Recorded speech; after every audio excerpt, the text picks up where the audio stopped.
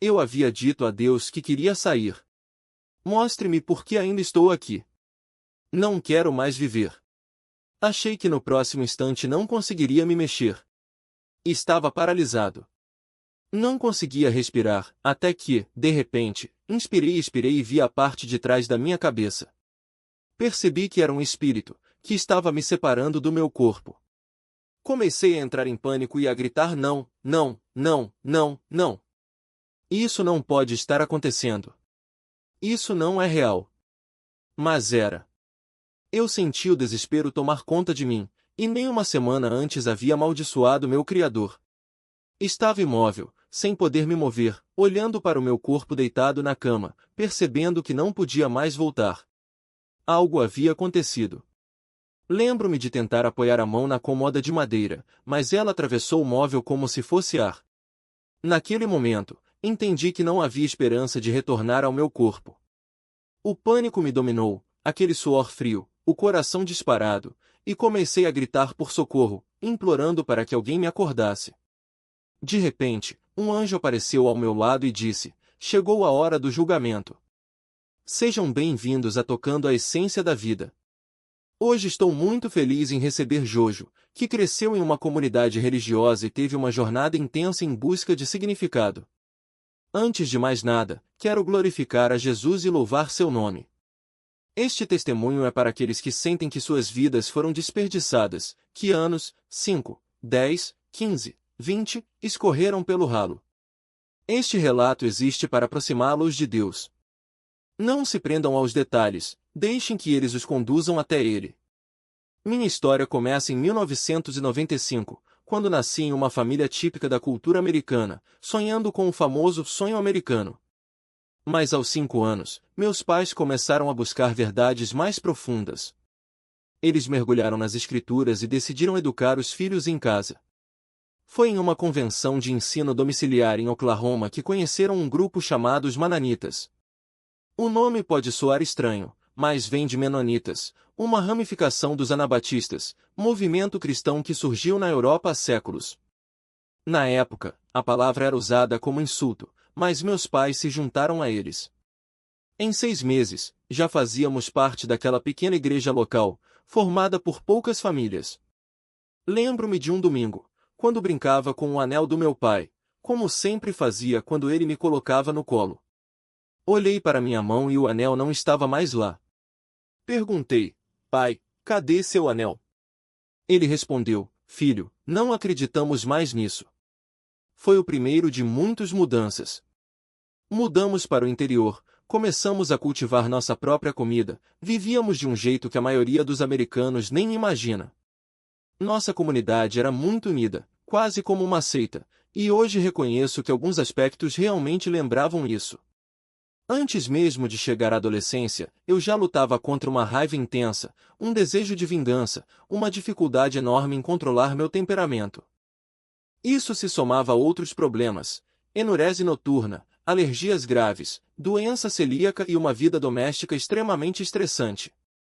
Éramos 8 irmãos, e eu, o do meio, via tudo de uma perspectiva única. Minhas irmãs sofreram ainda mais. Meus pais nos disciplinavam com rigor excessivo, e a tensão era constante.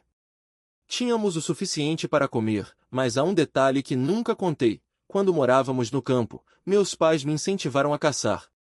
Acabei ajudando a prover comida para a família, principalmente através da caça ao cervo. Aprendi desde cedo que era preciso fazer o necessário para sobreviver, e isso moldou o meu caráter. Os menonitas têm uma ética de trabalho invejável, e o grupo de Oklahoma em que estávamos era especialmente rígido. Muitos menonitas mais liberais não se davam bem conosco, mas nós nos achávamos os escolhidos. Éramos cerca de 150 pessoas naquela congregação. Aos 14 anos, lembro-me claramente de um domingo em que o pastor pregava sobre o inferno. Senti minha pele queimar, como se o fogo já me tocasse. Ainda hoje, lembro do cheiro daquele salão lotado de agricultores. Foi ali que entreguei minha vida a Deus.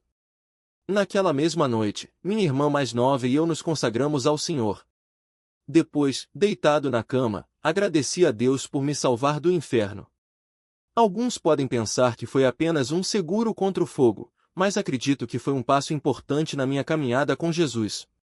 A partir daí, me tornei radical na fé. Vou resumir um pouco para chegar ao ponto principal. Falo dessa ira que me consumia, porque meu irmão mais novo e eu tínhamos uma relação péssima, quase violenta. Mas Deus me libertou disso depois que orei e pedi que o espírito de ódio saísse de mim. Um amigo me disse: se não acertar essa relação agora, vocês serão inimigos para sempre. Graças a Deus, conseguimos nos reconciliar logo depois. Mas vamos falar do radicalismo. Eu era como Saulo, algo estava errado. Corri em direção ao fogo, o coração batendo tão forte que parecia que ia explodir no peito. As chamas já devoravam o celeiro, iluminando a noite como um presságio de destruição. Homens e mulheres corriam em todas as direções, gritos misturados ao crepitar da madeira queimando. Eu queria ajudar, mas algo dentro de mim dizia: isso não é só fogo. Isso é guerra. Naquele momento, entendi que o inimigo não estava apenas fora. Ele já havia se infiltrado.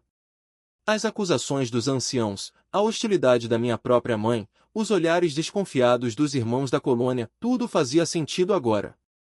Não era só um incêndio criminoso. Era um ataque espiritual. E eu estava no centro dele. Os dias que se seguiram foram um turbilhão. A desconfiança cresceu como erva daninha. Alguns sussurravam que eu era o responsável, que minhas músicas demoníacas haviam atraído a ira divina. Outros diziam que eu era um sinal do fim dos tempos, que Deus estava purificando a colônia através do fogo. Eu tentava me defender, mas cada palavra me era distorcida, cada gesto interpretado como rebeldia. Até meu próprio irmão, que antes cantava comigo, começou a me evitar. Foi então que recebi uma visita inesperada. Um homem mais velho, um dos poucos que ainda me olhava com bondade, me chamou de lado.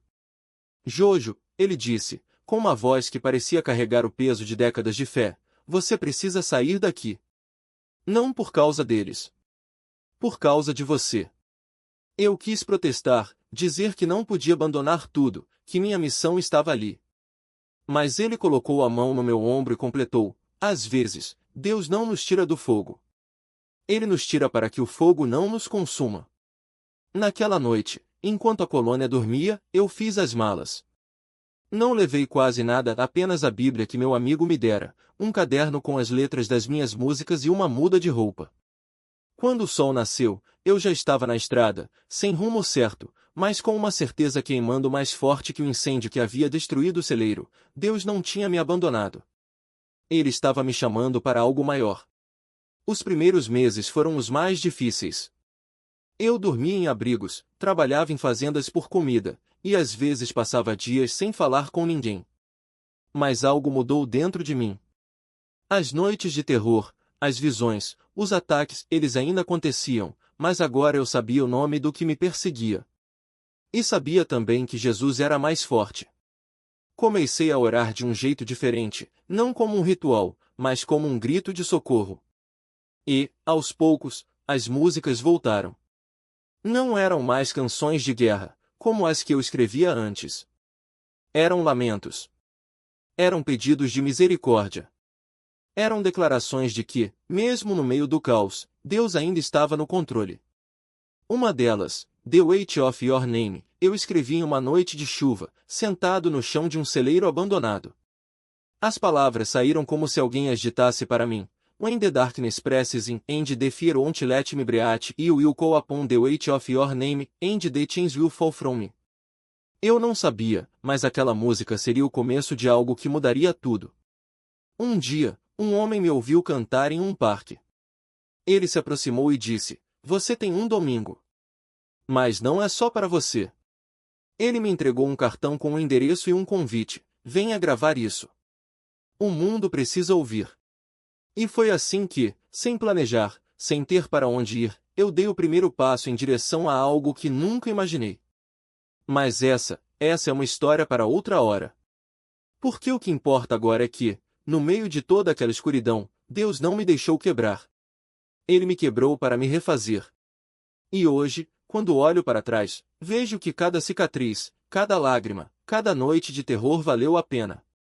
Porque foi ali, no fogo, que aprendi o que realmente significa ser livre. E ali, naquele instante, entendi que a batalha não era apenas minha. Era maior do que eu, maior do que minhas dores, maior do que qualquer coisa que eu pudesse imaginar. A terra inteira estava envolta em uma guerra invisível, e eu, sem saber, havia sido arrastado para o centro dela. O anjo não disse mais nada. Apenas me guiou através daquelas camadas, e cada passo adiante parecia rasgar um véu que eu nem sabia que existia. Quando chegamos ao terceiro nível, o céu se abriu não como uma porta, mas como uma ferida. E ali, diante de mim, estava algo que eu jamais esqueceria, um tribunal. Não era um lugar de condenação, mas de verdade absoluta. Cada detalhe da minha vida estava exposto, não como um filme, mas como uma experiência viva. Eu sentia cada escolha, cada palavra dita no escuro, cada momento em que me curvei ao medo em vez de confiar. E então, veio a pergunta que ecoou como um trovão: por que você desistiu? Não era uma acusação. Era um convite.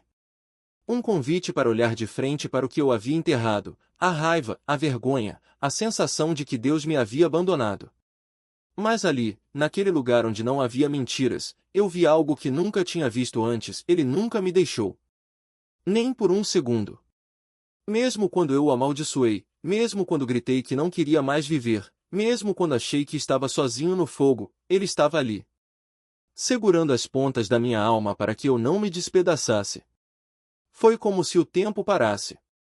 E então, veio a segunda pergunta: você ainda quer sair? Eu poderia ter dito sim. Poderia ter escolhido voltar para a escuridão, para a rotina rígida, para a dor que eu conhecia. Mas algo dentro de mim, algo que eu nem sabia que existia, se ergueu e disse: não. Eu quero viver. Mesmo que doa. Mesmo que eu não entenda. Eu quero viver. E foi nesse exato momento que o mundo voltou a girar. Meus olhos se abriram, e eu estava de volta ao meu corpo, deitado na cama, com o alarme tocando às 3h30. Minha mão tremia ao desligá-lo. Eu estava vivo. De verdade. Não foi um sonho. Não foi uma alucinação. Foi um renascimento. E desde aquele dia, eu entendi uma coisa: a liberdade não é a ausência de dor. É a coragem de escolher viver, mesmo quando tudo dentro de você grita para desistir. Porque no fim das contas, a escuridão não vence. Ela só existe para que a luz brilhe mais forte. E se você está lendo isso agora, se está no meio do fogo, se acha que não aguenta mais, eu estou aqui para dizer: você não está sozinho. A guerra já foi vencida. E a sua história ainda não acabou. Ser o meu nome? Por que não consigo me lembrar de ter feito algo digno o suficiente para estar ali? Cada nome que ecoava naquele salão de glória era como um martelo batendo na minha certeza. Daniel. Kathleen. Rebecca. Hannah. Nomes que carregavam histórias de fé, de entrega, de amor que eu não sabia se tinha vivido. E então, o silêncio. O anjo ergueu o livro, as páginas brilhando como se fossem feitas de luz pura, e seus olhos se fixaram nos meus. E o seu nome? A pergunta pairou no ar, pesada como uma montanha. Eu queria gritar. Queria dizer que sim, que meu nome estava ali, que eu tinha feito o suficiente, que eu merecia. Mas as palavras morreram na minha garganta. Porque, no fundo, eu sabia. Sabia que minha justiça era como trapo imundo, que minhas obras eram cinzas diante do fogo do trono. E naquele momento, algo dentro de mim se quebrou. Não era mais o orgulho de quem achava que podia barganhar com Deus. Era o desespero de quem percebia, pela primeira vez, que não tinha nada a oferecer. Então, algo aconteceu. Não foi um som, não foi uma voz alta, foi como se o próprio universo respirasse fundo. E de repente, o livro se abriu em uma página que eu não conseguia ver antes. E ali, escrito em letras que queimavam como ouro derretido, estava o meu nome. Não por causa dos meus méritos.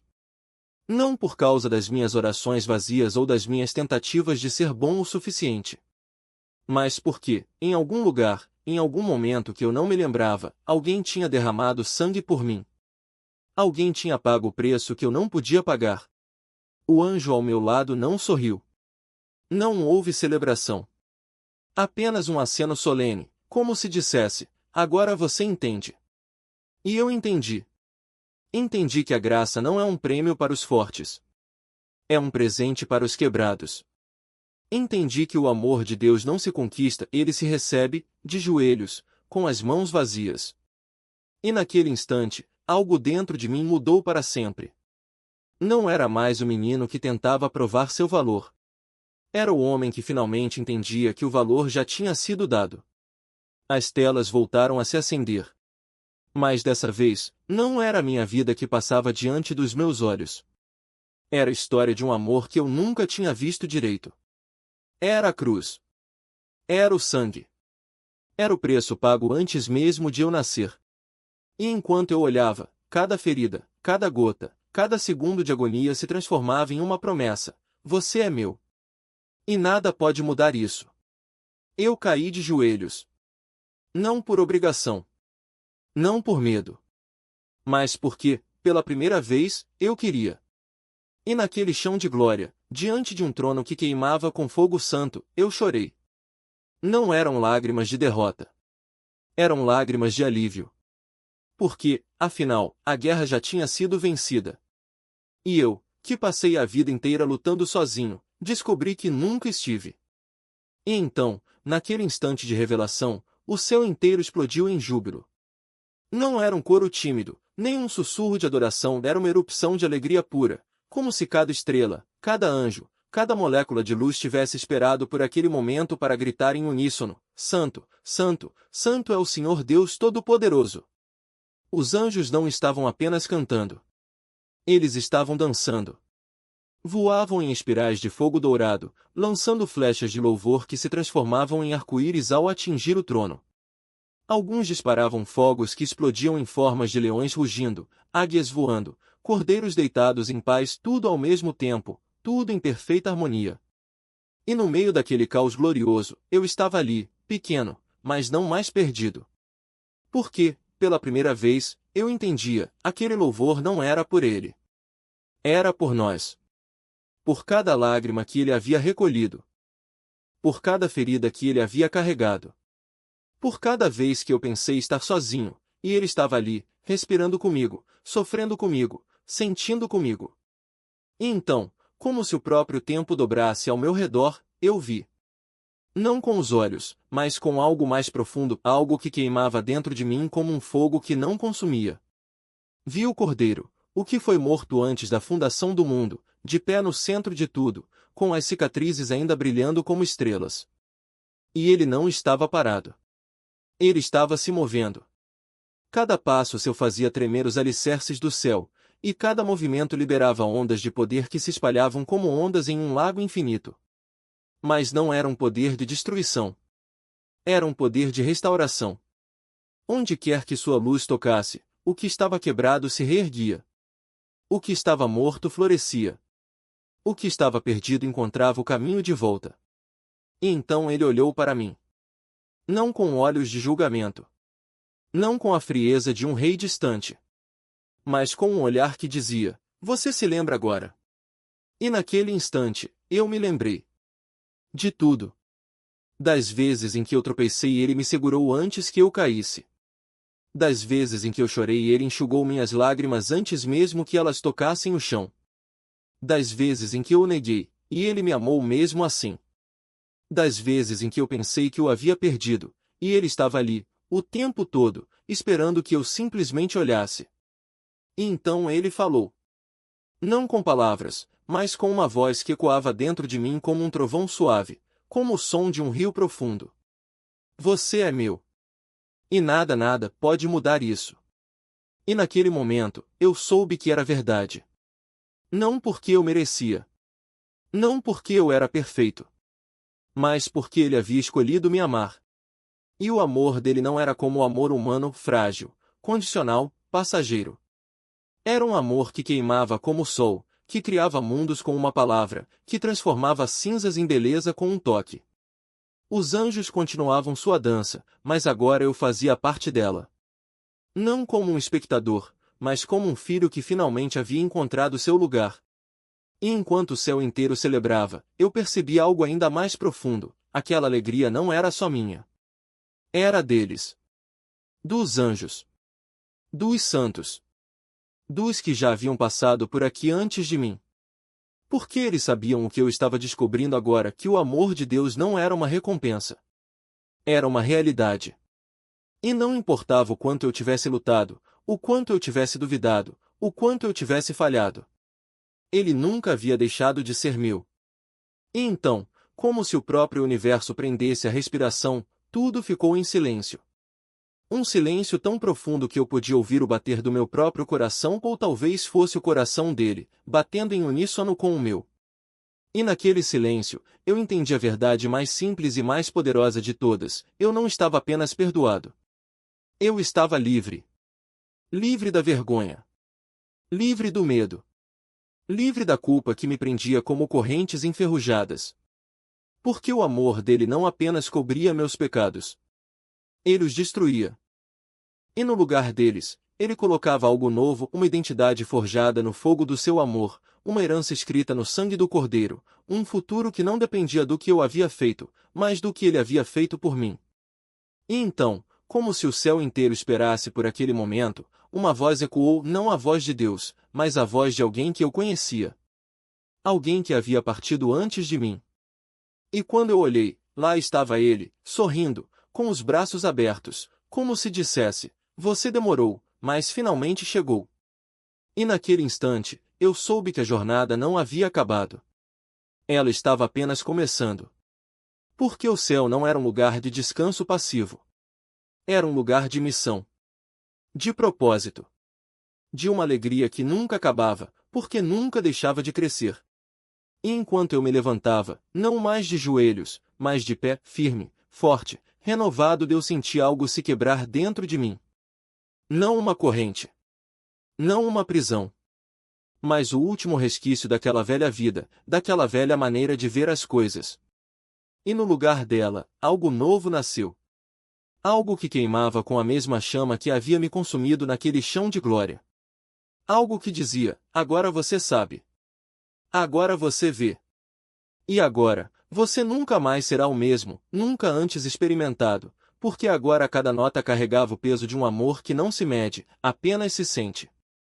E ali, diante daquela sinfonia celestial, eu entendi: a música não era apenas som. Era linguagem. A linguagem pura do coração de Deus, traduzida em vibrações que dançavam no ar como fios de luz. Cada acorde, cada pausa, cada respiração entre as notas carregava uma história, minha história, a história do mundo, a história de um pai que nunca deixou de cantar sobre nós. E quando aquela harmonia de 10 partes me envolveu, algo dentro de mim se expandiu. Não era apenas ouvir. Era ser parte daquilo. Como se cada célula do meu corpo tivesse sido afinada para responder, para ressoar, para criar junto. Meus anjos, meu guardião, de músculos marcados pela batalha, e ela, a mensageira de graça, me observavam com olhos que brilhavam de orgulho. Não era um orgulho humano, daqueles que infla o peito e depois murcha. Era o orgulho de quem vê um filho dar o primeiro passo, de quem sabe que, mesmo cambaleante, ele está finalmente no caminho certo. E então, como se lessem meus pensamentos, eles sorriram. Um sorriso que dizia: agora você começa a entender. Mas Deus não parava. Nunca para. Ele me mostrou como a música em que eu estava imerso era apenas um reflexo de algo maior, a ordem perfeita do universo. Cada estrela no céu, cada folha que cai, cada batida do coração de uma criança na terra, tudo seguia o mesmo compasso. E ali, onde o tempo não existia como nós o conhecemos, eu vi o futuro e o passado se entrelaçarem em um único acorde. Vi invenções que ainda não haviam sido criadas, mas que já existiam em sua mente, prontas para serem reveladas no momento certo. Vi artistas, cientistas, poetas d'almas que, como eu, um dia acordariam para a verdade de que sua criatividade não era deles, mas um eco do Criador. E então, como se o próprio ar tivesse se tornado líquido, eu senti. Não com os ouvidos, não com os olhos, mas com algo mais profundo. Uma presença que não precisava de palavras para se comunicar. Era como se Deus tivesse pegado minha mão e, sem dizer nada, me mostrado o que significava ser livre. Não a liberdade barata de fazer o que se quer, mas a liberdade verdadeira, aquela que nasce quando você descobre que não precisa mais lutar para ser amado. Quando você entende que já é. O chão sob meus pés não era mais grama. Era algo vivo, pulsante, como se a terra respirasse junto comigo. E quando olhei para cima, vi as portas. Não eram feitas de ouro ou de pérolas, como eu imaginava. Eram feitas de luz. Uma luz que não cegava, mas que revelava. E atrás delas, um brilho ainda maior, o brilho de um reino onde a dor não tinha lugar, onde o choro durava apenas uma noite, porque amanhã trazia alegria que não se esgota. Mas antes de cruzá-las, algo me puxou de volta. Não era medo. Era uma pergunta. Uma única pergunta que queimava dentro de mim: e agora? Não agora no sentido do tempo, mas agora no sentido da escolha. Por que Deus não me mostrava tudo aquilo para me deixar boquiaberto? Ele me mostrava para que eu voltasse. Para que eu carregasse aquele fogo de volta para um mundo que ainda se arrastava na escuridão, acreditando que a vida era apenas sobrevivência. E então, como se respondesse à minha pergunta não dita, meu guardião se inclinou e sussurrou algo que não era uma palavra, mas uma sensação: você ainda não terminou. E naquele instante, eu soube. A jornada não era sobre chegar. Era sobre levar. Levar a música. Levar a luz. Levar a certeza de que, mesmo nos dias mais cinzentos, o céu ainda canta. E que, se escutarmos com atenção, podemos ouvir. Desde que me lembro, carreguei essa chama inquieta, algo que não era apenas talento, mas uma urgência. Como se cada nota que eu não cantasse fosse um suspiro preso no peito de Deus. E agora, depois de tudo, entendo, não era sobre eu ser bom o suficiente. Era sobre ser fiel o bastante para deixar que ele escrevesse através de mim. A música que ouvi lá não era melodia. Era linguagem. Era o jeito de Deus dizer: você ainda não entendeu o tamanho do que carrega. E quando voltei, com os dedos dormentes e o coração batendo como se tivesse corrido uma maratona de joelhos, soube que não podia mais guardar aquilo. Não podia mais trancar em um estúdio, em um álbum, em uma carreira. Era maior. Era uma dívida de amor. Mas aqui está a verdade que ninguém te conta: o céu não te dá um mapa. Ele te dá um espelho. E quando você se vê nele, descobre que o que brilha não é o que você faz, mas o que você permite que ele faça através de você. Eu tentei forçar as portas. Gravei demos, mandei para produtores, corri atrás de contratos. E toda vez, era como tentar encher um copo com uma peneira. Deus não estava me impedindo. Ele estava me ensinando a esperar. Porque a música que vem dele não precisa de autopromoção. Ela se espalha como fogo em palha seca, sem anúncios, sem estratégias, apenas presença. E então veio a escrita. 7 anos de páginas rabiscadas no escuro, de madrugadas em que as palavras caíam como chuva sobre mim. O livro não é sobre o que vi. É sobre o que sinto desde que voltei, que cada um de nós carrega um pedaço do céu dentro do peito, mesmo que não saiba. Que a glória não é um lugar distante, mas uma frequência que podemos sintonizar aqui mesmo, nas risadas dos meus filhos, no silêncio antes de uma canção, no jeito como o sol atravessa as árvores e faz tudo parecer possível. Eu escrevi para quem já se sentiu sozinho na multidão. Para quem já olhou para o céu e pensou: será que alguém me vê? A resposta está nas entrelinhas. Está no fato de você estar lendo isso agora. Mas há algo mais. Algo que queima em mim como uma promessa não cumprida. Desde criança, sonho com um palco que não é feito de madeira e luzes, mas de almas. Um lugar onde a música não seja entretenimento, mas transfiguração. Onde as pessoas não venham para aplaudir, mas para lembrar de quem são, de onde vieram, de para onde vão. E eu sei que isso vai acontecer. Não porque eu mereça, mas porque Ele prometeu. E as promessas de Deus não são como as nossas. Elas não têm prazo de validade. Elas não dependem de circunstâncias. Elas são como sementes: você planta, rega, e um dia acorda com uma floresta crescendo onde antes só havia terra seca. Enquanto isso, vivo no ordinário. Troco fraldas, pago contas, discuto com minha esposa sobre quem vai lavar a louça. E em cada pequeno ato, tento lembrar, não estou esperando o céu chegar. Estou construindo o céu aqui. Porque o que aprendi lá em cima não foi sobre escapar da terra, mas sobre como santificá-la. Como transformar o cotidiano em altar. Como fazer com que até o cheiro de café pela manhã seja um lembrete de que Deus está perto. E se você está lendo isso e pensando, mas eu não tenho um dom como o dele, eu te digo, você está errado. Você tem o dom que ele escolheu para você. Pode ser um sorriso que acalma um estranho. Pode ser uma mão que segura outra na hora certa. Pode ser a coragem de perdoar quando tudo em você grita para não fazer isso. O céu não precisa de estrelas. Ele precisa de luzes. E luz não é sobre intensidade. É sobre fidelidade. Então aqui está o meu convite, não espere por um milagre para começar a viver como se já estivesse lá. Abra os olhos agora. Respire fundo. E ouça. Porque o céu não é um lugar para onde vamos. É um lugar que nos visita nos momentos em que escolhemos amar, criar, perdoar, cantar. Nos momentos em que deixamos de lado o medo e nos entregamos ao assombro. E quando esse dia chegar, quando finalmente estivermos diante dele, com as mãos cheias de tudo o que fizemos e deixamos de fazer, eu quero que ele olhe para nós e diga: vocês trouxeram um pouco do céu para a terra. Porque no fim, é isso que importa. Não o que alcançamos, mas o que deixamos para trás. Não as canções que gravamos, mas as almas que tocamos. E se você duvida que isso seja possível, lembre-se, eu estive lá. Eu ouvi. E o que ouvi não foi um coro de anjos. Foi um sussurro: agora vá. E não pare de cantar, porque quando ela sair daquele lugar, não será apenas com estratégias ou palavras vazias, mas com brasas vivas sobre a cabeça de quem a feriu. E isso, meu amigo, é o poder de Deus operando através de um coração disposto. Porque não é sobre ter todas as respostas. É sobre estar disponível.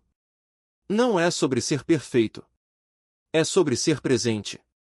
E se há uma coisa que aprendi nesses anos entre panelas, pratos e pessoas, é que Deus não precisa de heróis, ele precisa de mãos dispostas a lavar os pés dos outros.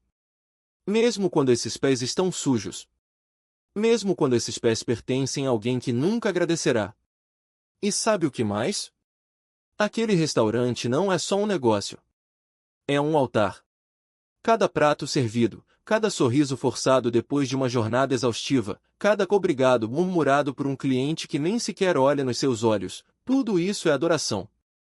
Porque quando você escolhe amar no anonimato, quando escolhe servir sem aplausos, quando decide ser luz onde só há sombras, você está construindo um reino que não se vê, mas que um dia será revelado em toda a sua glória. E se você está aí, se sentindo invisível, se perguntando se o que faz importa, ouça bem, importa. Cada gesto seu, cada palavra de encorajamento, cada momento em que você escolheu não desistir, mesmo quando ninguém estava olhando, é uma semente sendo plantada no coração de alguém. E sementes, meu irmão, sementes têm o poder de quebrar o concreto. Então não espere por um palco. Não espere por um título. Não espere que alguém lhe diga que você é importante. Vai e seja importante para alguém hoje. Mesmo que seja apenas por 5 minutos. Mesmo que seja apenas com um café passado com amor para um colega que está tendo um dia ruim. Porque no fim, não são as multidões que nos definem. São os indivíduos. E não são os holofotes que iluminam o caminho. É a fidelidade nas pequenas coisas. E se você ainda duvida, lembre-se, eu estive lá. Eu vi. E o que vi não foi um trono de ouro, mas um cordeiro que se fez servo. Então sirva. Sirva até que suas mãos doam. Sirva até que seu coração transborde. Sirva até que, no dia em que ele voltar, você possa olhar para trás e dizer: Senhor, eu não desperdicei um só segundo. Porque no fim, é isso que ele vai perguntar, não o que você conquistou, mas a quem você amou. E a resposta a essa pergunta é a única que realmente importa. Testemunhar essa história de redenção se desenrolar diante dos meus olhos. Antes de encerrarmos, preciso contar, nos últimos 7 anos, minha relação com meus pais foi completamente restaurada. Um milagre brotou do lugar onde antes só havia desejo de morte, daquelas palavras duras que lancei ao sair de casa. E eu saí. Deixei tudo para trás, recomecei em outro estado, levantei-me do chão. Os primeiros 3, 4 anos? Pedras, espinhos, noites sem sono. Mas Deus, em sua misericórdia infinita, transformou o ódio em cura, a distância em abraço, o silêncio em conversas que duram horas.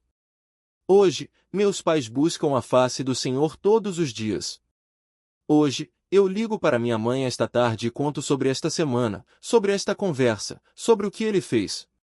Hoje, o que era ferida se tornou testemunho.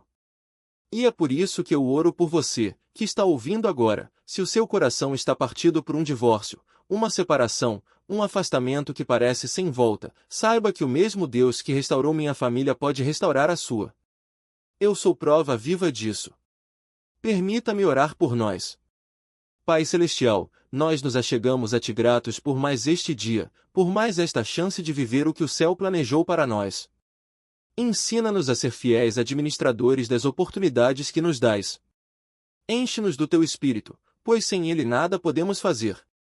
Obrigado por nos proteger, por enviar Teus anjos a nos guardar, por sentir cada lágrima, cada luta, e nunca nos deixar sozinhos. Lavo cada ouvinte, cada coração, com o sangue de Jesus. Em Seu nome, ordeno que toda escuridão fuja, que toda cadeia se quebre, que toda dor seja substituída pela Tua paz. Que esta noite, ao deitar a cabeça no travesseiro, sonhem com revelações do céu, sonhem com o Teu amor de um jeito que nunca sonharam. Que amanhã acordem diferentes, porque hoje Te encontraram de verdade. Não oro para que meu nome seja lembrado, mas para que o Teu seja exaltado. Que a Tua glória encha a terra, que o remanescente se levante, que o avivamento varra esta nação como fogo. Obrigado por nos permitir ser parte desta história. Abençoa cada pessoa que nos ouve, transforma-a em instrumento da Tua vontade. Em nome de Jesus, amém. Aleluia.